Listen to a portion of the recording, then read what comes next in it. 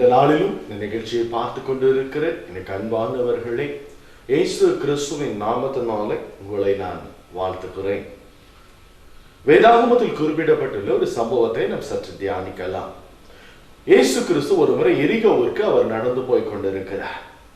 அந்த வேளையில எரிகோவின் வழி அருகே ஒரு குருடன் ஒருவன் பிச்சை எடுத்துக் கொண்டிருக்கிறார். அவன் பிச்சை கேட்டுக் கொண்டிருக்கிற வேளையிலே திடீரென்று திரளான ஜனங்கள் நடக்கிற சத்தத்தை கேட்ட மாத்திரத்துல அவன் அருகாமையில் இருந்தவர்களிடத்தில் கேட்கிறான், என்ன சத்தம் என்று அவன் கேட்ட பொழுது அங்கே இருந்தவர்கள் சொல்லுகிறார்கள், இயேசு இந்த வழியாய் போகிறார், இயேசு கிறிஸ்து இந்த வழியாய் போகிறார் என்று அவனுக்கு அறிவிக்கப்பட்டது. அதை கேட்ட மாத்திரத்தில் தானே அந்த குருடன், தாவீதின் குமாரனே எனக்கு இரங்கும், இயேசுவே தாவீதின் குமாரனே எனக்கு இரங்கும் என்று சொல்லி உரத்த சத்தமாய் அவன் கூப்பிட ஆரம்பிக்கிறான். அவன் இப்படி கூப்பிட ஆரம்பித்தவுடன் இயேசுவுக்கு முன்பாய் நடந்து கொண்டிருந்த மனிதர்கள் அவனை அதட்ட ஆரம்பிக்கிறார்கள். நீ அமைதமாயிரு, நீ சத்தமிடாது என்று சொல்லி அவனை தடை பண்ணும்படியாய் அவர்கள் அவனை அடக்கினார்கள். ஆனாலும் அவனோ இந்த நாளை விட்டால் வேறொரு வாய்ப்பு தனக்கு கிடைக்காது என்பதை உணர்ந்தவனாய் இன்னும் அதிகமாய் அவன் சத்தமிட ஆரம்பிக்கிறான். தாவீதின் குமாரனை எனக்கு இரங்கும் என்ற அவனுடைய உரத்த குரல் இயேசு கிறிஸ்துவின் செவிகளில் எட்டிற்று. இயேசு உடனே அவர் நின்றார். நின்று அவனை தனக்கு அருகாமையிலே கொண்டு வரும்படி சொன்னார். உடனே அங்கு இருந்தவர்கள் அவனை இயேசு கிறிஸ்துவுக்கு அருகாமையிலே கொண்டு வருகிறார்கள். வந்த மாத்திரத்தில் இயேசு அவனிடத்தில் கேட்கிறார், நான் உனக்கு என்ன செய்ய வேண்டும் என்று இருக்கிறார் என்று கேட்டார். உடனே அந்த குருடன் சொன்னார், நான் பார்வை அடைய வேண்டும், நான் பார்வை அடைய வேண்டும், எல்லா மனிதரை போல நானும் என் கண்களினால் இந்த உலகத்தில் இருக்கிற எல்லாரையும் பார்க்க வேண்டும். நான் குருடனாய் வாழ்ந்தது போதும், என்னுடைய வாழ்க்கையில நிம்மதியை இல்லாதவனாய் சந்தோஷம் இல்லாதவனாய் நான் பிச்சை எடுத்துக் கொண்டிருக்கிறேன், என் கண்கள் எனக்கு திறக்கப்பட வேண்டும் என்று சொல்லி இயேசு கிறிஸ்துவினிடத்தில் தன்னுடைய விண்ணப்பத்தை வைத்தார். இயேசு கிறிஸ்து சொன்னார், நீ பார்வை அடைவாயாக, உன் விசுவாசம் உன்னை ரட்சித்தது என்று சொல்லி அவன் பார்வை அடையும்படியாய் இயேசு ஒரு அற்புதத்தை அங்கே செய்தார். எனக்கு அன்பானவர்களே, இந்த மனிதன் குருடனாய் இருந்தவன் ஒரு காரியத்தை அவன் தெளிவாய் அறிந்து கொண்டான். இயேசு தனக்கு அற்புதம் செய்ய முடியும் என்பதை அறிந்து கொண்டான். மாத்திரமல்ல, இயேசு கிறிஸ்துவினிடத்திலிருந்து தான் அந்த அற்புதத்தை பெறக்கூடாதபடி தடை பண்ணுகிறவர்களையும் மேற்கொள்ளும் வழியையும் அவன் அறிந்திருந்தான். அந்த மனிதர்கள் இவனை அற்பமாய் எண்ணினார்கள். இவனுடைய வாயின் வார்த்தைகளை அவர்கள் நிறுத்திவிட துடித்தார்கள். ஆனாலும் அந்த மனிதன் போராடி விடாப்பிடியாய் நான் இயேசுவின் இடத்திலிருந்து அற்புதத்தை கண்டடைவேன் என்று விசுவாசித்தது மாத்திரமல்ல, அவன் அவரிடத்துல போராடி அந்த நன்மையை பெற்றுக் கொண்டார். தடைகளை உண்டு பண்ணுகிற மனிதர்களை கடந்து அவர் அற்புதமான ஒரு சுகத்தை பெற்று பார்வை அடைந்தான் என்று சொல்லி வேதம் குறிப்பிடுகிறது. எனக்கு அன்பானவர்களே, இயேசு கிறிஸ்துவனிடத்தில் விண்ணப்பிக்கிற பொழுது இயேசு நிச்சயமாகவே உங்கள் வாழ்விலே அற்புதம் செய்வார். எந்த காரியத்தில் நிமித்தம் நீங்கள் பலகீனப்பட்டிருந்தாலும், எந்த காரியத்தில் நீங்கள் குறைவுபட்டிருந்தாலும் இயேசு நிச்சயமாகவே உங்களுக்கு அற்புதம் செய்வார். ஆனால் அந்த கேட்டு பெற்றுக்கொள்ளுகிற காரியத்திலே அநேக போராட்டங்களை ஒருவேளை இந்த குருடனை போல நீங்களும் சந்தித்து இருக்கக்கூடும் அல்லது சந்திக்க கூடும். ஆனால் எப்படி ஆயினும் விடாப்பிடியாய் இந்த குருடன் எப்படி தன் வாயின் வார்த்தைகளினாலே இயேசு கிறிஸ்துவின் இடத்திலே போய் சேர்ந்தானோ, அதே போல விண்ணப்பங்களோடு கண்ணீரோடு இயேசுவை நோக்கி பார்க்கிற பொழுது அவர் கண்ணீரை துடைக்கிறவர் அற்புதமாய் உங்களுக்கு நன்மை நிச்சயமாய் செய்வார். அதை அந்த குருடன் உணர்ந்து இயேசு கிறிஸ்துவின் இடத்திலிருந்து அந்த அற்புதத்தை பெற்றுக் கொண்டார். எந்த நாளிலும் இயேசு உங்கள் வாழ்விலே நிச்சயமாகவே அற்புதம் செய்வார். இயேசு கிறிஸ்து இப்படியாய் சோர்ந்து போகாமல் தடைகளை கடந்து ஜெபிக்கிறதை குறித்து ஒரு உவமையை சொன்னார். ஒரு பட்டணத்துல ஒரு அநீதி உள்ள ஒரு நியாயாதிபதி இருக்கிறார். ஒரு அநீதி உள்ள நியாயாதிபதி. அந்த உவமையில அப்படித்தான் இயேசு சொன்னார். அவனிடத்துல நீதியை எதிர்பார்க்க முடியாது. அவன் மனிதாபிமானம் உள்ளவனாய் இருக்கவில்லை. அப்படிப்பட்ட ஒரு நியாயாதிபதி மாத்திரமல்ல, அவனுக்கு கடவுள் பயமும் கிடையாது என்று அந்த உவமை சொல்லுகிறது. இப்படியாயிருக்கிற ஒரு நியாயாதிபதியின் இடத்துல ஒரு விதவை கடந்து வருகிறார். அவன் எதிராளியானவன் துன்பப்படுத்தி கொண்டு இருக்கிறார். யாரும் அற்ற நிலையில் இருக்கிற அந்த விதவை அந்த நியாயாதிபதியின் மூலம் தனக்கு ஒரு நியாயம் கிடைக்க வேண்டும் என்று சொல்லி அவனிடத்தில் வருகிறார். ஆனால் அவனோ அவளை உதாசீனப்படுத்துகிறார். அவளுடைய விண்ணப்பத்திற்கு அங்கு பதில் கிடைக்கவில்லை. அவள் ஆனால் சோர்ந்து போகாதபடி தொடர்ந்து விண்ணப்பிக்க ஆரம்பிக்கிறார். விடாமல் அவனிடத்தில் போராடி கொண்டு இருக்கிறார். எனக்கு நீர் ஏதாகிலும் ஒரு நன்மை செய்ய வேண்டும், எனக்கு ஏதாகிலும் ஒரு காரியம் நீ செய்ய வேண்டும் என்று சொல்லி அவர் தொடர்ந்து அவனிடத்தில் வலியுறுத்துகிறார். அப்பொழுது சில நாள் கழித்து அந்த நியாயாதிபதி இப்படியாய் அவன் யோசிக்கிறான், நான் கடவுளுக்கும் பயந்தவன் அல்ல, நான் நீதியுள்ளவனும் அல்ல, ஆனாலும் இந்த விதவை என்னை விடாப்பிடியாய் தொந்தரவு செய்கிறாளே, இவன் என்னை அலட்டாதபடி நான் இவனுக்கு ஒரு நன்மை செய்வேன் என்று சொல்லி அவன் முடிவெடுத்தவனாய் செயல்பட்டான் என்று சொல்லி அந்த ஓமையை இயேசு சொன்னார். ஒரு அநீதி உள்ள ஒரு நியாயாதிபதி, கடவுள் பயம் இல்லாத ஒரு நியாயாதிபதி தன்னிடத்தில் தொடர்ந்து விண்ணப்பிக்கிற ஒரு மனுஷிக்கு இப்படியாய் நன்மை செய்வது அதிக நிச்சயம் என்றார்.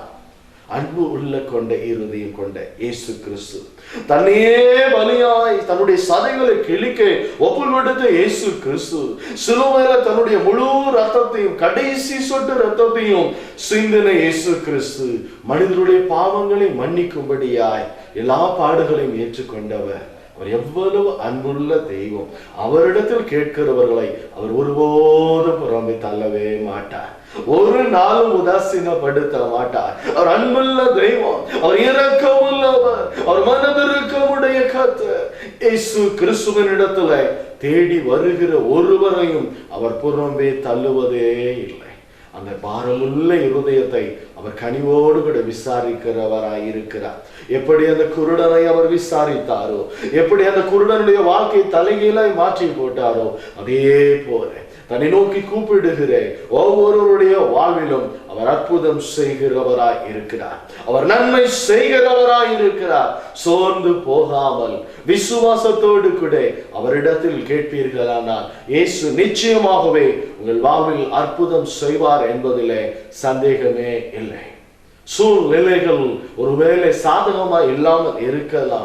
அந்த குருடனை தடை பண்ணினது போல உங்கள் வாழ்க்கையிலும் அற்புதங்களை பெற்றுக்கொள்ள கூடாதபடி தடைகளை உண்டு பண்ணுகிற மனிதர்கள் இருக்கலாம், அல்லது அநேக காரியங்கள் உங்களுக்கு தடையா இருக்கலாம். ஆனால் எல்லா தடைகளையும் மீறி இயேசு கிறிஸ்துவனிடத்தில் உங்கள் பாரங்களை கஷ்டங்களை நீங்கள் ஒப்படைக்கிற பொழுது, உங்கள் விண்ணப்பங்களினால் அவரிடத்தில் நன்மையை தேடுகிற பொழுது நிச்சயமா இயேசு உங்களுக்கு அற்புதம் செய்வார். உங்கள் வாழ்க்கையில் இருக்கிற எல்லா குறைவுகளை அவர் நிறைவாய் மாற்றி போடுவார்.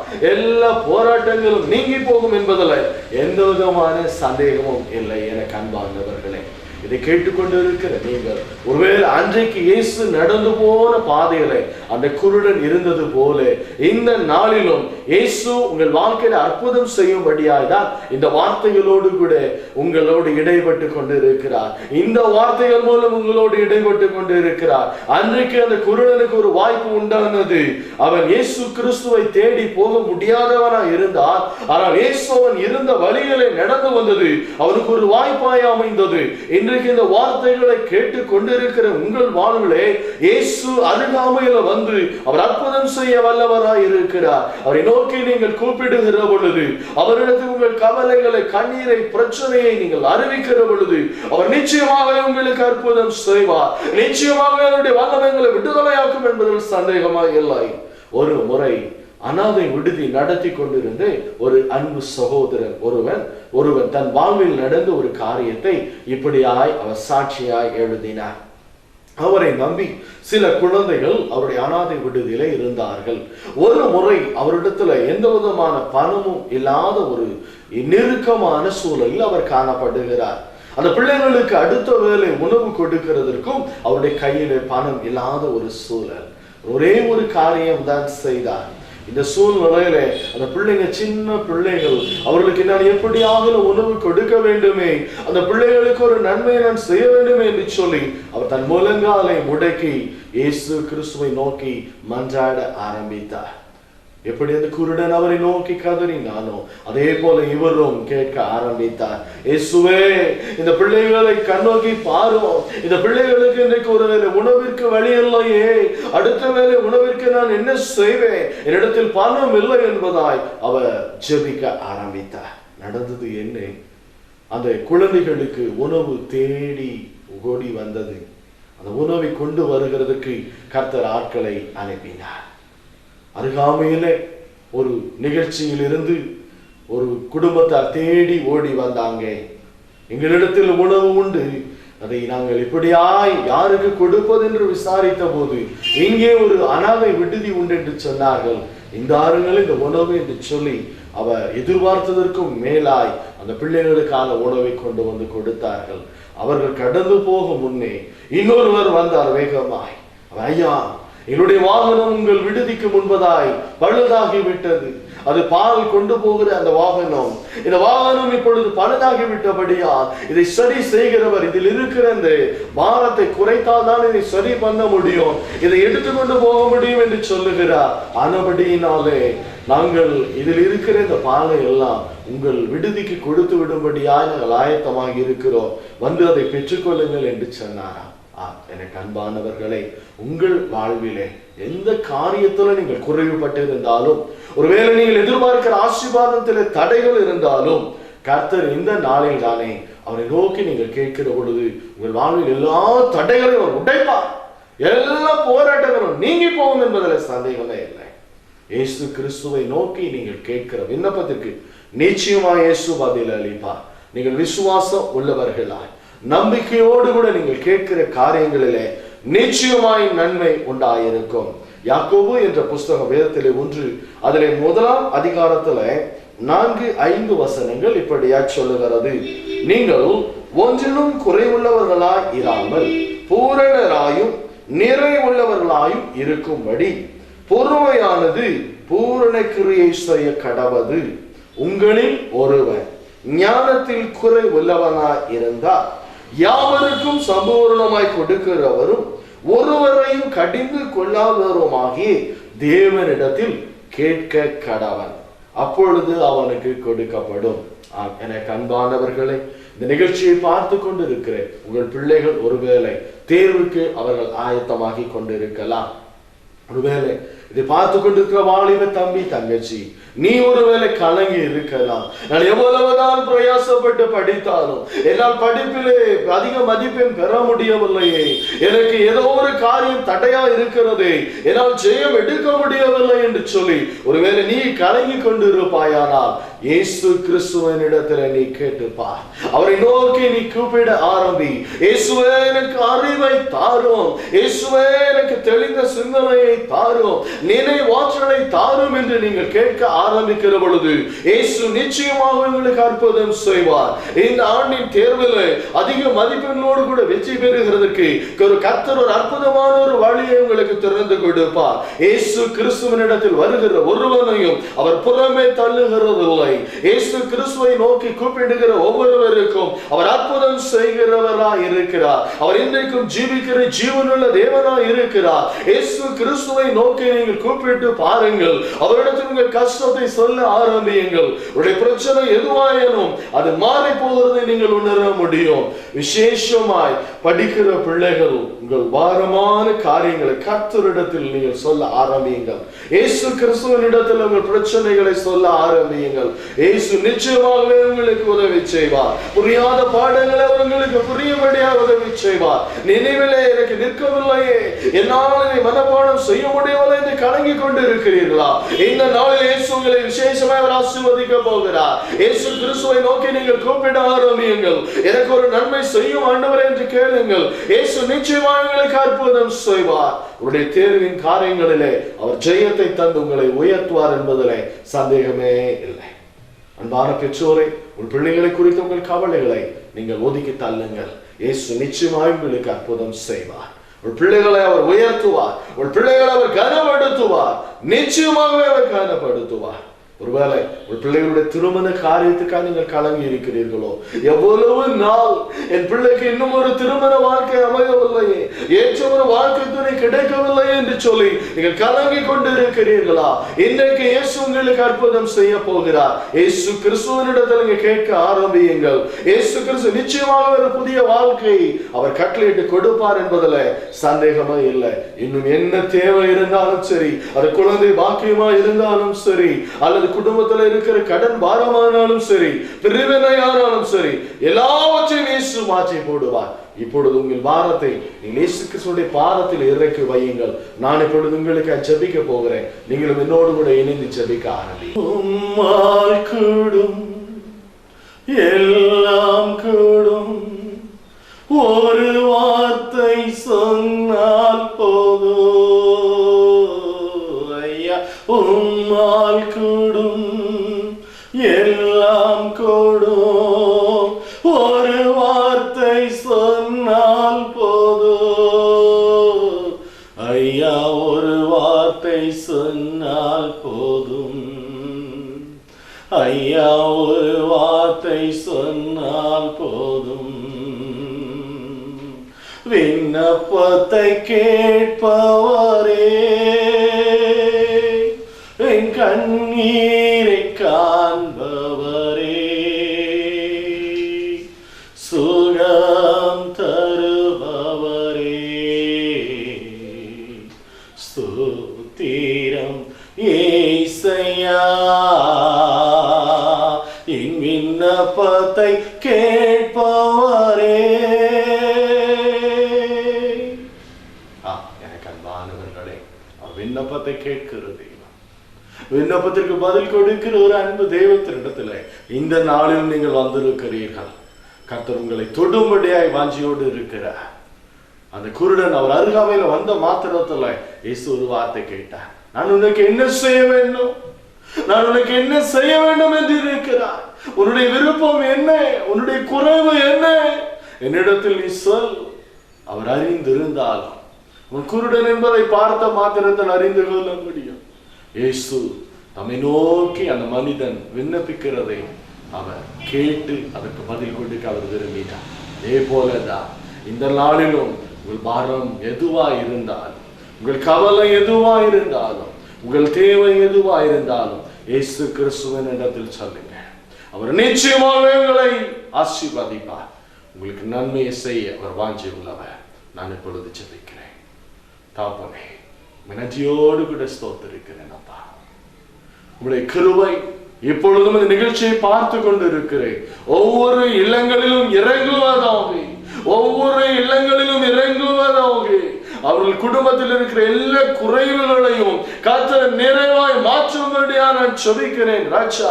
அன்றைக்கு ஆண்டவரே அந்த குருடனுடைய வாழ்விலே கர்த்தர் அற்புதம் செய்தது போல இந்த நாளிலும் இந்த நிகழ்ச்சியை பார்த்து கொண்டிருக்கிறேன். ஒவ்வொரு குடும்பங்களிலும் ஒரு அற்புதம் நடக்கட்டும் ராஜா. ஒவ்வொரு குடும்பத்திலும் ஒரு நன்மை கடந்து வரட்டும். அவள் என்ன நோக்கத்தோடு உம்மை நோக்கி பார்க்கிறார்களோ, என்ன எதிர்பார்ப்போடு உம்மை நோக்கி பார்க்கிறார்களோ, உம்மை நோக்கி கூப்பிடுகிற காரியங்களில் கர்த்தர் நன்மை தருவீராக, ஆசீர்வாதங்களை தருவீராக, அற்புத சுகத்தை தருவீராக. இப்படி வல்லமை இப்பொழுதே அவர்கள் இருக்கிற இடங்களில் இறங்கும்படியார், அவர்கள் இருக்கிற இடங்களில் இப்படி வல்லமை அவர்களை தொடும்படியார், அவருடைய சரீரங்களுடைய வல்லமை இறங்கும்படியார் நான் ஜெபிக்கிறேன். ஒரு விடுதலை கடந்து வரட்டும், கர்த்தர் விடுகிற விடுதலை கடந்து வரட்டும், கர்த்தர் விடுகிற சுகம் கடந்து வரட்டும். அற்புதம் நடக்கட்டும் இயேசுவின் நாமத்தினாலே. அதிசயமான காரியங்கள் நடக்கட்டும் இயேசுவின் நாமத்தினாலே. இனியும் அவர்கள் துக்கமுகமாய் இருக்க வேண்டாம் ராஜா. இந்த நாளிலும் விசேஷமாய் தேர்வுக்காய் ஆயத்தமாகி கொண்டிருக்கிறேன் அன்பு தம்பி தங்கைகளுக்காய் நான் உம்மிடத்தில் மன்றாடுகிறேன் ராஜா. இந்த நிகழ்ச்சியை பார்த்து கொண்டிருக்கிறேன் ஒவ்வொரு தம்பி தங்கைகளையும் கர்த்தருடைய கரம் இப்பொழுதே தொடுவதாக, அவர்கள் வாழ்விலே கர்த்தர் ஒரு புதிய அத்தியாயத்தை துவங்குவீராக. அவர்கள் நினைவு ஆற்றலை கர்த்தர் புதுப்பிக்கும்படியாக ஜெபிக்கிறேன். அவர்கள் புரிந்து கொள்ள திறனை கர்த்தர் தொடுவீராக. அவர் இன்று முதல் விசேஷமானவர்களாய் மாறட்டும் இயேசுவின் நாமத்தினாலே. அவருடைய எதிர்காலத்தை கர்த்தர் பொறுப்பெடுத்துக் கொள்ளுவீராக. அவர்களுக்கு இன்றைக்கு ஒரு நன்மையை செய்ய ஆண்டவரே. இனி அவர்கள் வெட்கப்படக்கூடாது ராஜா. இனி அவர்கள் வேதனை அடையக்கூடாது ஆண்டவரே. இனி அவர்கள் கலங்க வேண்டாம். நீர் அவர்களை ஆசீர்வதிக்கும்படியாக ஜெபிக்கிறேன். அவர் வாழ்வில் நன்மை உண்டாகும்படியாக ஜெபிக்கிறேன். அவர்கள் ஒரு புதிய நன்மை கண்டடைவார்களாக. அவர்கள் படிப்பின் காரியத்தில் கர்த்தர் அவர்களை ஆசீர்வதிக்கிறதை உணர்ந்து கொள்ளும்படியாய் கர்த்தர் அவர்களை ஆசீர்வதிங்க ராஜா. இந்த பிள்ளைகளை உயர்த்தும், இந்த பிள்ளைகளை கனப்படுத்தும். அவர்களுக்கு இனி குறைவு வேண்டாம் ராஜா. அவர் வெட்கப்பட்ட இடத்திலேயே அவர்கள் கனத்தை பெறுவார்களாக இயேசுவின் நாமத்தினாலே. எங்க அவங்க வெட்கப்பட்டாங்களோ, எந்த இடத்துல அவர்கள் கூனி குறுகி போனார்களோ, அதே இடத்தில் கர்த்தர் அவர்களை உயர்த்தும் ராஜா. அவர்களை கனப்படுத்தும். உடைய சமூகத்தில் வைத்து ஜெபிக்கிறேன். கர்த்தர் பெரிய காரியங்களை செய்யும். குடும்பங்களை ஆசீர்வதியும். சமாதானத்தால் நிரப்பும். வருமானத்தை கர்த்தர் செழிக்க பண்ணும். இன்னும் என்ன நோக்கத்தோடு நோக்கி பார்க்கிறார்களோ அவருடைய எதிர்பார்ப்புகள் நிறைவேறுவதாக. தடைபட்டிருக்கிற திருமண வாழ்வை கர்த்தர் நிறைவேற்றி கொடுக்கும்படியாக ஜெபிக்கிறேன். ஏற்ற வரனை தேவன் தெரிந்தெடுத்து பாரோ. தடைகள் உடையவாக. திருமண வாதத்தில் இருக்கிற தடைகள் உடையவாக. இன்றைக்கு ஒரு அற்புதம் நடக்கட்டும் சாமி. இன்றைக்கு ஒரு அற்புதம் நடக்கட்டும் இயேசுவின் நாமத்தினாலே. இந்த குடும்பங்கள் வாழ்ந்திருக்கும்படி ஆச்சரிக்கிறேன். கர்த்தர் செய்த நன்மை ஒரு வாழ்விலே நீடித்து நுழைத்து இருக்கட்டும் இயேசுவின் நாமத்தில் பிதாவே. ஆமென், ஆமென். இந்த நாளிலும் இயேசு உங்கள் வாழ்விலே அற்புதம் செய்திருக்கிறார். நீங்கள் இனி கலங்க வேண்டாம். நீங்கள் கவலை கொள்ள வேண்டாம். தொடர்ந்து உங்களுடைய பாரமான காரியம் எதுவானாலும் இயேசுவை நோக்கி சொல்லுங்க. இயேசு உங்களுக்கு நன்மை செய்வார். உங்கள் ஜெப உதவி தேவைப்பட்டால் எங்களை தொடர்பு கொள்ளுங்கள். நாங்கள் உங்களுக்கு ஜெபிக்க ஆயத்தமாக இருக்கிறோம். கர்த்தர் உங்களை ஆசீர்வதிப்பாராக. ஆமென், ஆமென்.